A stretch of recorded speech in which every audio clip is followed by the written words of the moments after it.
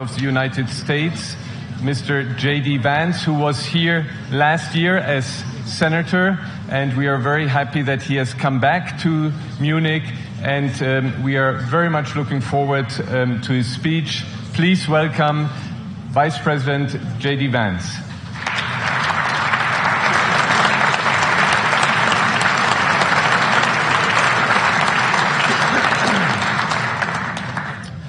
Well, thank you, and thanks to all the gathered delegates and luminaries and media professionals, and thanks especially to the host of the Munich Security Conference for being able to put on such an incredible event. We're, of course, thrilled to be here.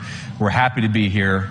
And, you know, one of the things that I wanted to talk about today is, of course, our shared values. And, you know, it's great to be back in Germany. As you heard earlier, I was here last year as United States Senator. I saw Foreign Secretary David Lammy, and joked that both of us last year had different jobs than we have now.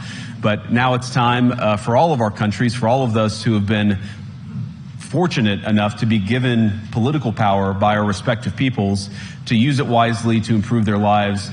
And I want to say that, you know, I was fortunate in my time here to spend some time outside the walls of this conference over the last 24 hours.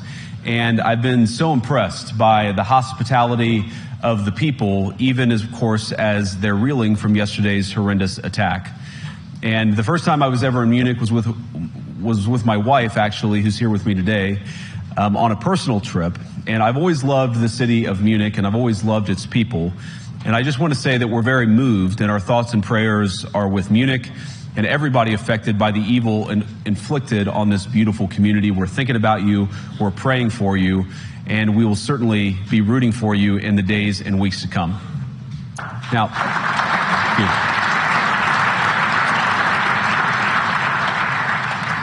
I hope that's not the last bit of applause that I get, but we gather at this conference, of course, to discuss security, and normally we mean threats to our external security. I see many great military leaders gathered here today.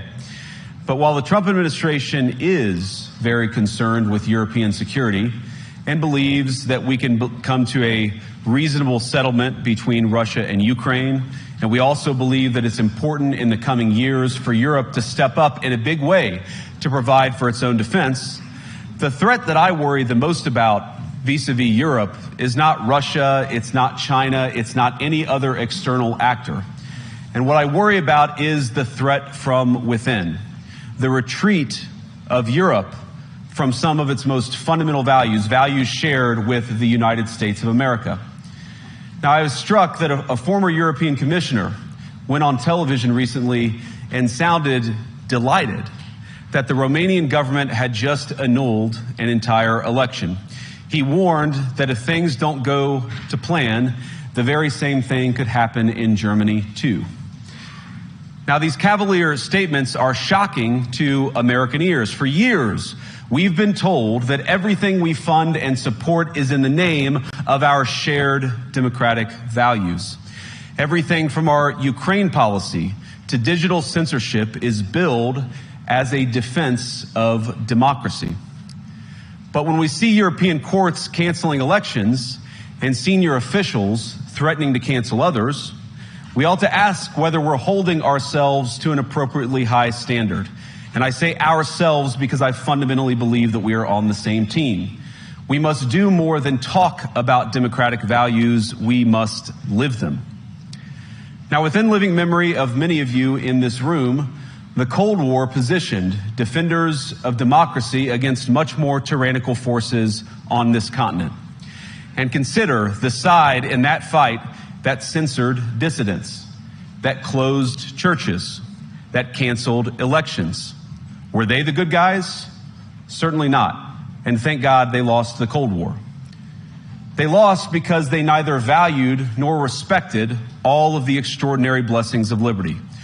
The freedom to surprise, to make mistakes, to invent, to build. As it turns out, you can't mandate innovation or creativity, just as you can't force people what to think, what to feel, or what to believe. And we believe those things are certainly connected. And unfortunately, when I look at Europe today, it's sometimes not so clear what happened to some of the Cold War's winners.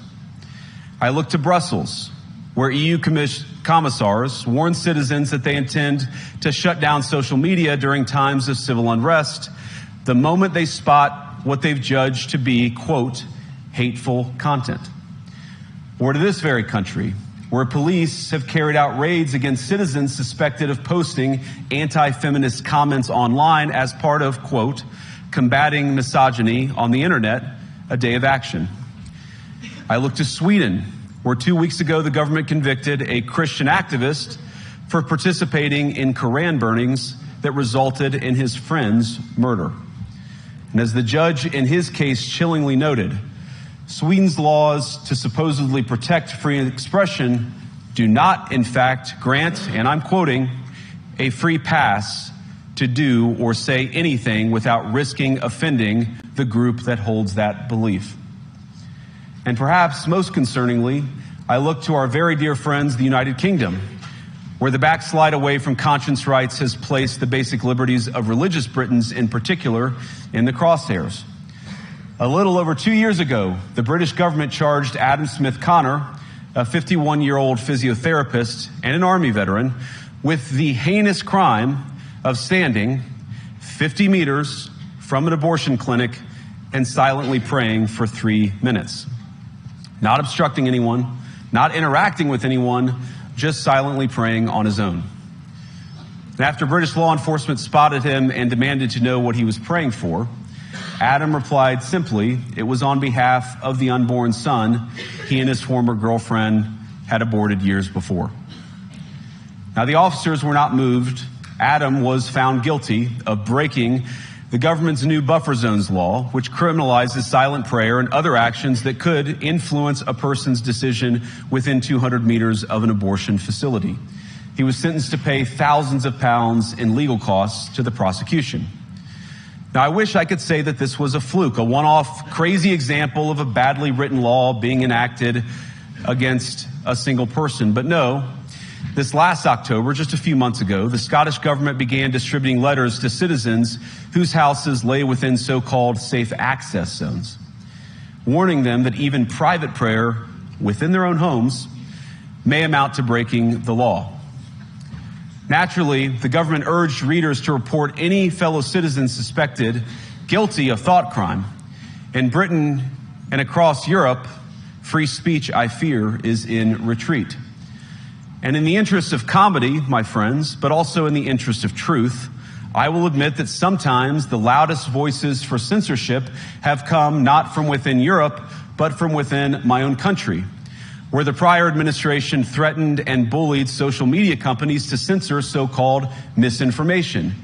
Misinformation like, for example, the idea that coronavirus had likely leaked from a laboratory in China. Our own government encouraged private companies to silence people who dared to utter what turned out to be an obvious truth. So I come here today not just with an observation, but with an offer. And just as the Biden administration seemed desperate to silence people for speaking their minds, so the Trump administration will do precisely the opposite, and I hope that we can work together on that. In Washington, there is a new sheriff in town, and under Donald Trump's leadership, we may disagree with your views, but we will fight to defend your right to offer it in the public square, agree or disagree.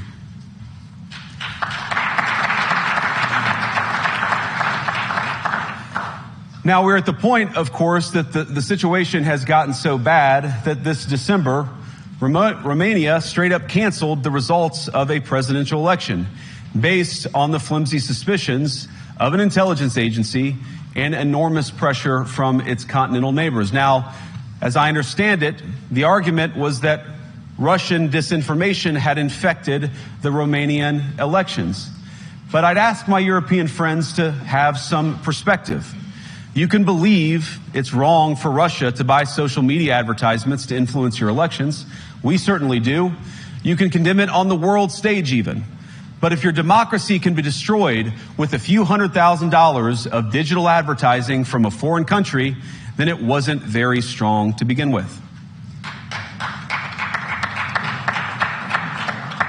Now, the good news is that I happen to think your democracies are substantially less brittle than many people apparently fear.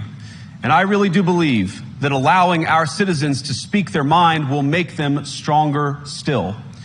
Which, of course, brings us back to Munich, where the organizers of this very conference have banned lawmakers representing populist parties on both the left and the right from participating in these conversations. Now, again, we don't have to agree with everything or anything that people say. But when when political leaders represent an important constituency, it is incumbent upon us to at least participate in dialogue with them. Now, to many of us on the other side of the Atlantic, it looks more and more like old entrenched interests hiding behind ugly Soviet-era words like misinformation and disinformation, who simply don't like the idea that somebody with an alternative viewpoint might express a different opinion or, God forbid, vote a different way or, even worse, win an election. Now, this is a security conference, and I'm sure you all came here prepared to talk about how exactly you intend to increase defense spending over the next few years in line with some new target. And that's great, because as President Trump has made abundantly clear, he believes that our European friends must play a bigger role in the future of this continent. We don't think, you hear this term, burden sharing, but we think it's an important part of being in a shared alliance together that the Europeans step up while America focuses on areas of the world that are in great danger. But let me also ask you, how will you even begin to think through the kinds of budgeting questions if we don't know what it is that we're defending in the first place? I've heard a lot already in my conversations, and I've had many, many great conversations with many people gathered here in this room. I've heard a lot about what you need to defend yourselves from, and of course that's important. But what has seemed a little bit less clear to me, and certainly I think to many of the citizens of Europe, is what exactly it is that you're defending yourselves for. What is the positive vision that animates this shared security compact that we all believe is so important? And I believe deeply that there is no security if you are afraid of the voices, the opinions, and the conscience that guide your very own people. Europe faces many challenges, but the crisis this continent faces right now, the crisis I believe we all face together, is one of our own making. If you're running in fear of your own voters, there is nothing America can do for you. Nor, for that matter, is there anything that you can do for the American people who elected me and elected President Trump. You need democratic mandates to accomplish anything of value in the coming years. Have we learned nothing that thin mandates produce unstable results? But there is so much of value that can be accomplished with the kind of democratic mandate that I think will come from being more responsive to the voices of your citizens. If you're going to enjoy competitive economies, if you're going to enjoy affordable energy and secure supply chains, then you need mandates to govern, because you have to make difficult choices to enjoy all of these things. And of course, we know that very well in America. You cannot win a democratic mandate by censoring your opponents or putting them in jail, whether that's the leader of the opposition, a humble Christian praying in her own home, or a journalist trying to report the news. Nor can you win one by disregarding your basic electorate on questions like who gets to be a part of our shared society. And of all the pressing challenges that the nations represented here face, I believe there is nothing more urgent than mass migration. Today, almost 1 in 5 people living in this country moved here from abroad. That is, of course, an all-time high. It's a similar number, by the way, in the United States, also an all-time high. The number of immigrants who entered the EU from non-EU countries doubled between 2021 and 2022 alone, and of course it's gotten much higher since. And we know this situation, it didn't materialize in a vacuum. It's the result of a series of conscious decisions made by politicians all over the continent and others across the world over the span of a decade. We saw the horrors wrought by these decisions yesterday in this very city. And of course, I can't bring it up again without thinking about the terrible victims who had a beautiful winter day in Munich ruined. Our thoughts and prayers are with them and will remain with them. But why did this happen in the first place? It's a terrible story, but it's one we've heard way too many times in Europe and unfortunately too many times in the United States as well. An asylum seeker, often a young man in his mid-20s, already known to police, rams a car into a crowd and shatters a community. How many times must we suffer these appalling setbacks before we change course and take our shared civilization in a new direction? No voter on this continent went to the ballot box to open the floodgates to millions of unvetted immigrants. But you know what they did vote for? In England, they voted for Brexit, and agree or disagree, they voted for it. And more all over Europe, they're voting for political leaders who promise to put an end to out-of-control migration. Now, I happen to agree with a lot of these concerns, but you don't have to agree with me. I just think that people care about their homes, they care about their dreams, they care about their safety and their capacity to provide for themselves and their children. And they're smart. I think this is one of the most important things I've learned in my brief time in politics. Contrary to what you might hear a couple mountains over in Davos, the citizens of all of our nations don't generally think of themselves as educated animals or as interchangeable cogs of a global economy. And it's hardly surprising that they don't want to be shuffled about or relentlessly ignored by their leaders. And it is the business of democracy to adjudicate these big questions at the ballot box. I believe that dismissing people, dismissing their concerns, or worse yet, shutting down media, shutting down elections, or shutting people out of the political process protects nothing.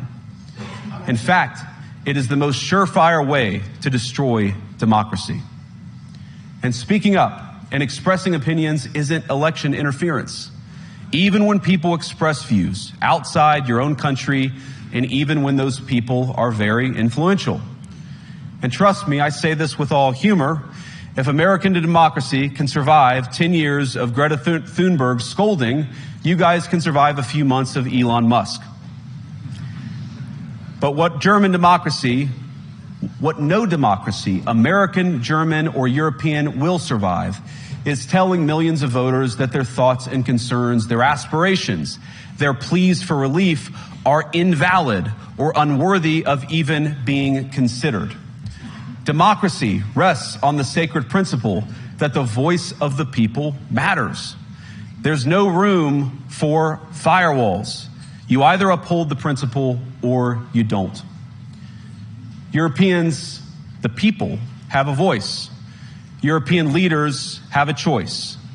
And my strong belief is that we do not need to be afraid of the future. You can embrace what your people tell you, even when it's surprising, even when you don't agree. And if you do so, you can face the future with certainty and with confidence, knowing that the nation stands behind each of you. And that, to me, is the great magic of democracy. It's not in these stone buildings or beautiful hotels. It's not even in the great institutions that we have built together as a shared society. To believe in democracy is to understand that each of our citizens has wisdom and has a voice. And if we refuse to listen to that voice, even our most successful fights will secure very little. As Pope John Paul II, in my view, one of the most extraordinary champions of democracy on this continent or any other, once said, "Do not be afraid." We shouldn't be afraid of our people, even when they express views that disagree with their leadership. Thank you all. Good luck to all of you. God bless you.